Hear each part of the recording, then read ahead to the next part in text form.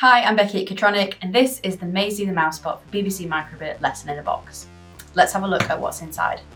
Inside the box we have 2 A2 Mai-Z the MouseBot features posters, 11 double-sided A1 townscape and line following posters, 4 Kitronik stop bits with switch battery holders, 11 Sharpies, 11 USB-C charging cables, 6 table tennis balls.